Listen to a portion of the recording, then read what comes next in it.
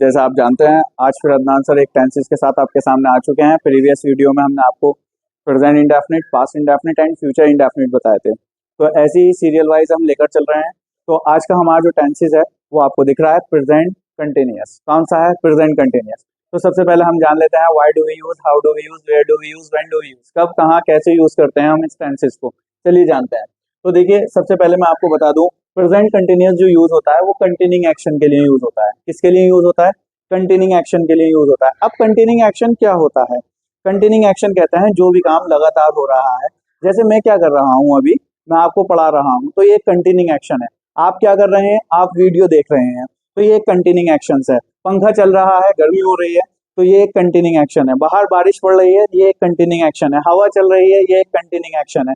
चलिए अब जानते हैं इन एक्शंस को कैसे फॉलो करें। इसका मेथड क्या है बोलने का? तो इसका मेथड भी बहुत आसान है, आपके लिए बिल्कुल आसान कर दिया है। चलिए जानते हैं। जैसे अफर्मेटिव का देखते हैं। अफर्मेटिव क्या होते हैं? जो पॉजिटिव सेंटेंसेस होते हैं जिनमें ना की बात नहीं होती। जैसे सब्जेक्ट, सब्जेक्ट के बाद is are am, is are am के बाद वर्ब के आईएनजी फॉर्म, वर्ब के आईएनजी फॉर्म के बाद ऑब्जेक्ट। चलो हम जानते हैं सब्जेक्ट क्या होते हैं। I we you they he she को सब्जेक्ट कहते हैं। अब इज आर एम किस अकॉर्डिंग आएंगे? चलिए जान लेते हैं। देखिए ही और शी और इट और नेम, जब आप किसी का नेम लेते हैं तो इसके साथ आएगा हमारा इज। क्या आएगा? इज। अब जान लेते हैं यू, वी और दे, इनके साथ आएगा हमारा आर। और एक ऑफिशियल वर्ड तो हमारे पास है ही, क्या? एम। तो एम किसके लिए यूज होता है? एम यूज होता है हमारा ओनली आई के लिए। किसके लिए? एम बना ही आई के लिए है।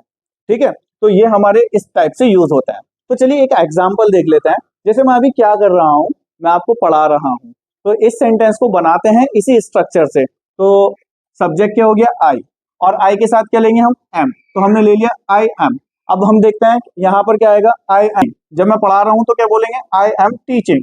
आई एम टीचिंग, क्या पढ़ा रहा हूँ? English. I am teaching English, मैं इंग्लिश पढ़ा रहा हूँ। ठीक है, is it clear?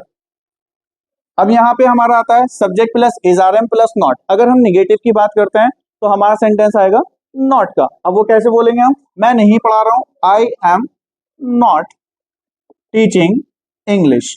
I am not teaching English, मैं नहीं पढ़ा रहा हूं। ठीक है, तो ऐसे करके आ जाता है निगेटिव। तो निगेटिव कब आता है? जब हम ना की बात करते हैं। और पॉजिटिव कब आता है? जब हम हाँ की बात करते हैं।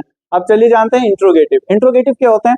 भाई अब कोई मुझसे ये भी पूछ सकता है क्या आप पढ़ा रहे हो, तो मैं यही कहूंगा हाँ मैं पढ़ा रहा हूँ, या मैं ये कहूंगा ना मैं नहीं पढ़ा रहा। तो चलिए जानते हैं वो कैसे बोलते हैं।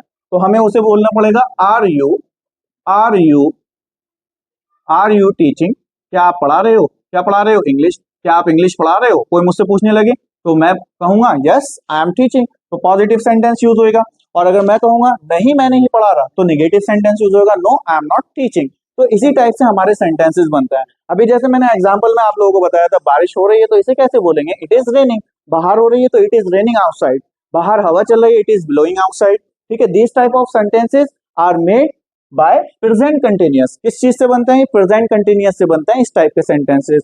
तो you must learn these sentences. और एक हमारा डब्ल्यू फैमिली के सेंटेंसेस होते हैं। जैसे आप क्या पढ़ा रहे हो, तो इसे कैसे बोलेंगे? व्हाट से बोलेंगे, व्हाट आर यू टीचिंग। इसकी जो इक्वेशन होती है, यहाँ डब्ल्यू फैमिली वर्ड लग जाता है बस इंट्रोगेटिव के आगे, तो इसकी इक्वेशन क्लियर हो जाती है। आप क्या पढ़ा रहे हो? What are you teaching. आप क्या कर रहे हो? What are you doing. आप कब पढ़ा रहे हो? When are you teaching. आप क्यों पढ़ा रहे हो? Why you teaching.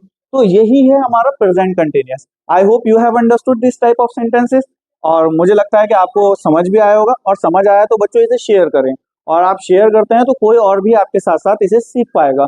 जिन बच्चों को टेंसेस नहीं आते हैं वो टेंसेस सीख पाएंगे। तो लाइक, सब्सक्राइब